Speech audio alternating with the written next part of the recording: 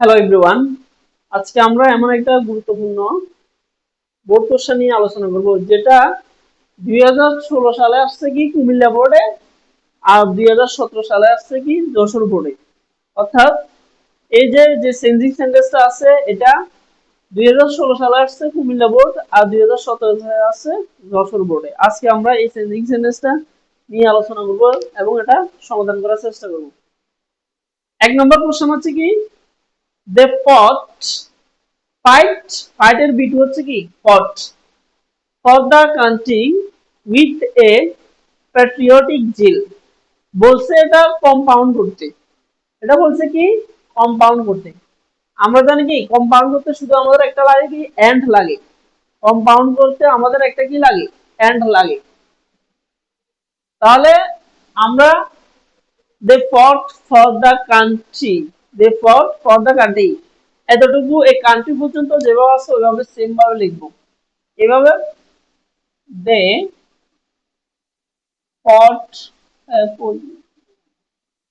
they fought for the country, they fought for the country।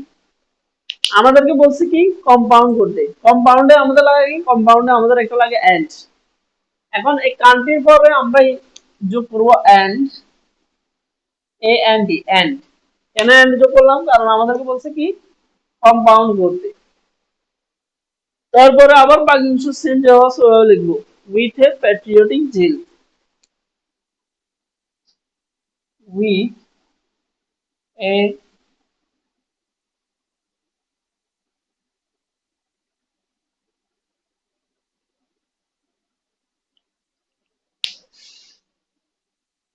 B নম্বরে they are the most courageous sons of our nation। বলছে কি positive করতে। এখন positive করতে বললে এখন এটা যেহেতু the plus superlative degree, the plus কি সুপারলেটিভ ডিগ্রি যদি থাকে দা, কারণ আমরা জানি যে দা এটা হচ্ছে সুপারলেটিভের বৈশিষ্ট্য। আর মোর অথবা মোস্টের পরে যে শব্দটা আছে ওইটা সহ ডিগ্রি হয়।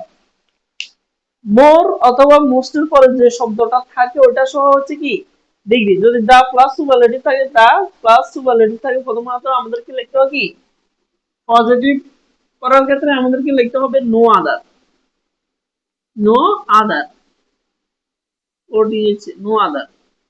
পজিটিভ করতে বললে দা প্লাস সুপারলেটিভ থাকলে আমাদেরকে প্রথমে লিখতে হবে নো আদার, নো আদার। তারপর আমাদেরকে লিখতে হবে কি ডিগ্রি পরের অংশ। এখন এখানে ডিগ্রি কি আমি বলছি কি মোর অথবা মোস্টের পরের শব্দটা সহ হচ্ছে কি ডিগ্রি। এখন এটা হচ্ছে এ মোস্ট আর কর্জিয়াস, এটা হচ্ছে সুপারলেটিভ। এটার সাথে যদি আমরা মোর দিই আর এই শব্দটা ইউজ করি এটা হচ্ছে কম্পারেটিভ। আর শুধু এই কর্জিয়াস এই শব্দটা হচ্ছে আমাদের কি পজিটিভ। তাহলে আমরা নো আদার লিখলাম, তারপর লিখবো ডিগ্রি ফর অংশ। এখন ডিগ্রি ফর অংশ হচ্ছে সন্স অফ আওয়ার নেশন, এটা হচ্ছে ডিগ্রি ফর অংশ সন্স অফ আওয়ার নেশন। যেভাবে আছে এভাবে লিখবো।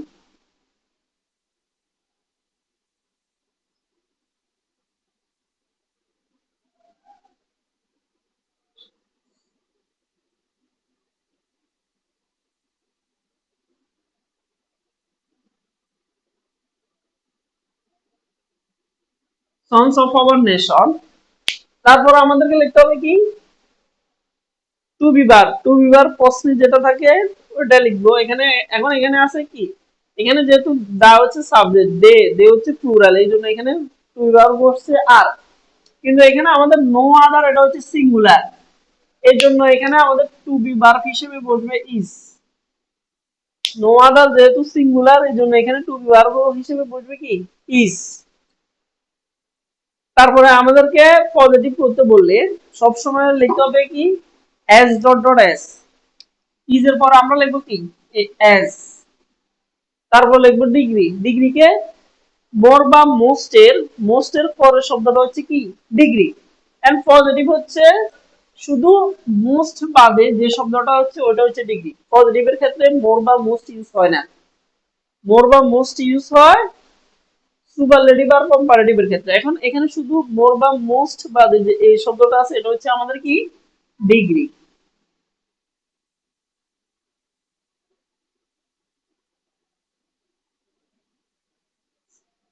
তারপরে A S S dot dot dot dot মানে মাঝখানে একটা শব্দ থাকবে, তারপর আবার লিখতে হবে কি এস,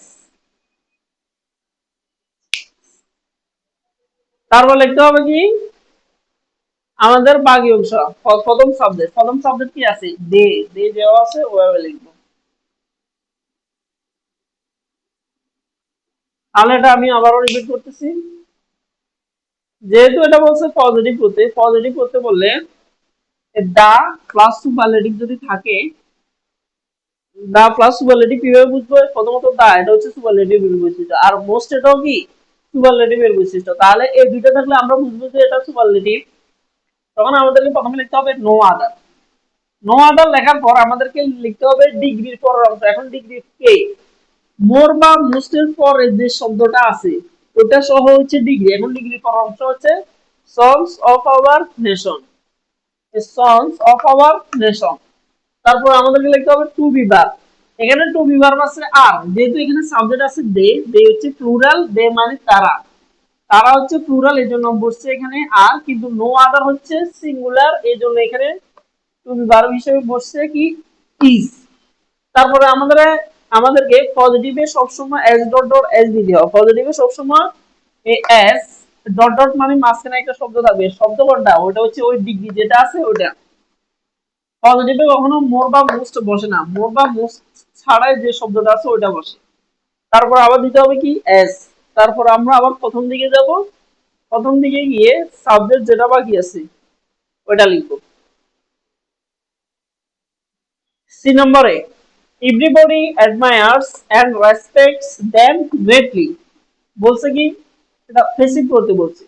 যদি প্যাসিভ করতে বললে আমাদেরকে অবজেক্টটাকে সাবজেক্ট বানাতে হবে। এখন এখানে অবজেক্ট কি, এখানে অবজেক্ট হচ্ছে কি দ্যাম।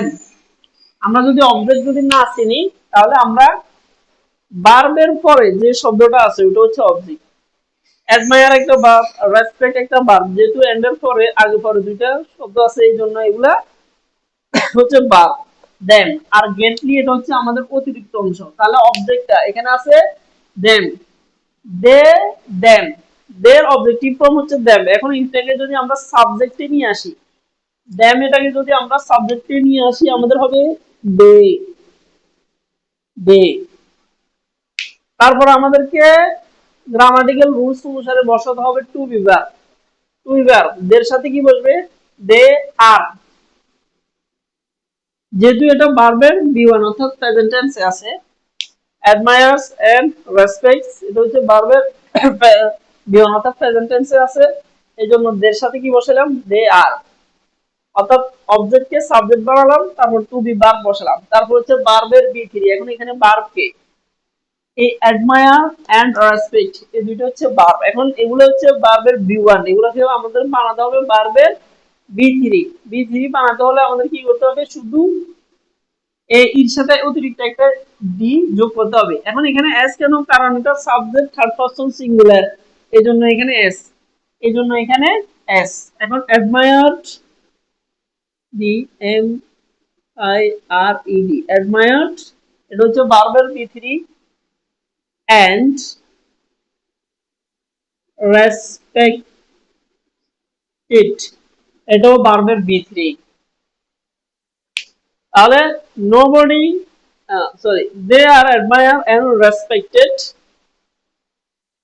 তারপর আমরা লিখবো কি রেসপেক্টেড। তারপর আমরা এই যে অতিরিক্ত যে অংশটা আছে এটা ইচ্ছে করলে আমি এখানেও লিখতে পারি, অথবা সাবজেক্ট সাবজেক্টের অবজেক্ট বানানোর পরেও লিখতে পারি।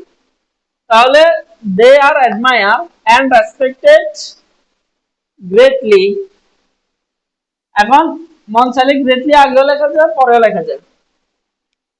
এখন আমি লিখলাম কি গ্রেটলি, জি আর ই এ টি গ্রেটলি। তারপর গ্রামাটিক্যাল রুলস অনুসারে সবসময় লিখতে হবে কি বাই, তারপরে এভরিবডি এটা সাবজেক্ট আছে এটাকে আমরা অবজেক্টে নিয়ে যাব।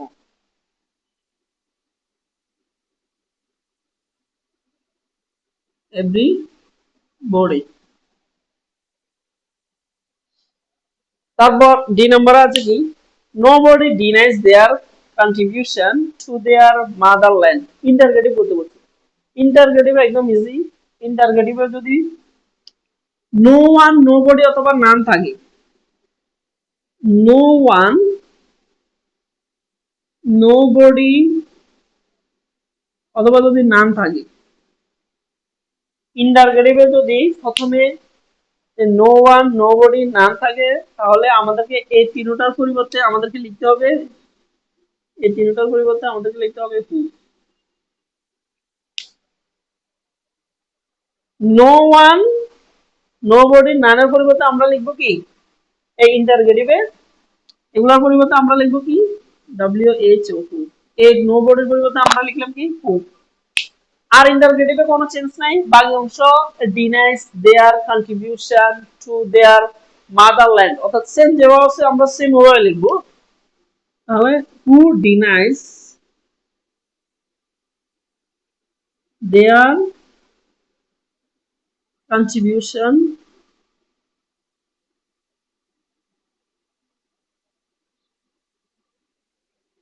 to their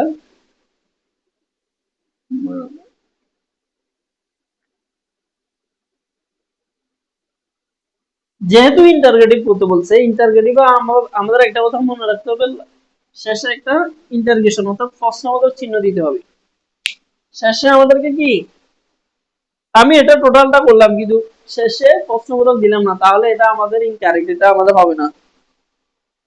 টোটালটা করার পর আমাদেরকে শেষে অবশ্যই কি ইন্টারগেশন অর্থাৎ প্রশ্নবোধক চিহ্ন দিতে হবে। তারপর এই number, they will never be forgotten by their countrymen to the end, বলছে কি অ্যাফার্মেটিভ। অ্যাফার্মেটিভে যদি নেভার থাকে, অ্যাফার্মেটিভে যদি কি থাকে নেভার থাকে, নেভারের পরিবর্তে আমাদেরকে লিখতে হবে অলওয়েজ। আর এখানে অ্যাফার্মেটিভ আর নেগেটিভে আমাদেরকে একটা বিপরীত শব্দ লিখতে হয়, অ্যাফার্মেটিভ আর নেগেটিভে আমাদেরকে। তাহলে আমি দে যেভাবে সেভাবে লিখলাম, দে উইল। নেভার থাকলে অ্যাফার্মেটিভে সবসময় লিখতে হয় কি অলওয়েজ, ALWAYS অলওয়েজ। আবার এটা যদি বলতো যে আমাদেরকে নেগেটিভ করো, তখন যদি অ্যাফার্মেটিভে আমাদের অলওয়েজ থাকতো তখন আমরা লিখতাম নেভার। এখন যেহেতু নেভার আছে এই জন্য আমরা লিখতেছি কি অলওয়েজ। তারপর বি যেভাবে আছে এভাবে। এখন ফরগেটেন, ফরগেটেন মানে ভুলে যাওয়া, ফরগেট না ফর, এখন এখানে আছে ফরগটেন, এটা হচ্ছে ভার্বের B3। এখন আমাদেরকে এখানে যে ভার্বটা লিখতে হবে এটারও তো B3 লিখতে হবে। ফরগটেন মানে ভুলে যাওয়া, এটা বিপরীত শব্দ হচ্ছে স্মরণ করা, রিমেম্বার, REMEMBERED, রিমেম্বার্ড। এটাও ভার্বের B3, এটাও ভার্বের B3। আর বাকি অংশ কোনো চেঞ্জ নাই। তাহলে দে যাওয়া ছিল এভাবে লিখলাম, উইল যাওয়া ছিল এভাবে লিখলাম, শুধু নেভারের পরিবর্তে আমরা লিখলাম কি অলওয়েজ, কারণ এটা লিখতে হয়, এটা গ্রামার রুলস। বি যাওয়া ছিল এভাবে, তারপর ফরগটেন এটা ভার্বের B3, এটার অ্যাফার্মেটিভ আর নেগেটিভ সবসময় আমাদেরকে বিপরীত শব্দ লিখতে হয়। এখন এটার বিপরীত শব্দ হচ্ছে ফরগটেন মানে ভুলে যাওয়া, এটার বিপরীত শব্দ হচ্ছে রিমেম্বার মানে স্মরণ করা। আর বাকি অংশ কোনো চেঞ্জ নাই, যেভাবে ছিল ওইভাবে লিখব, by their country name to the end।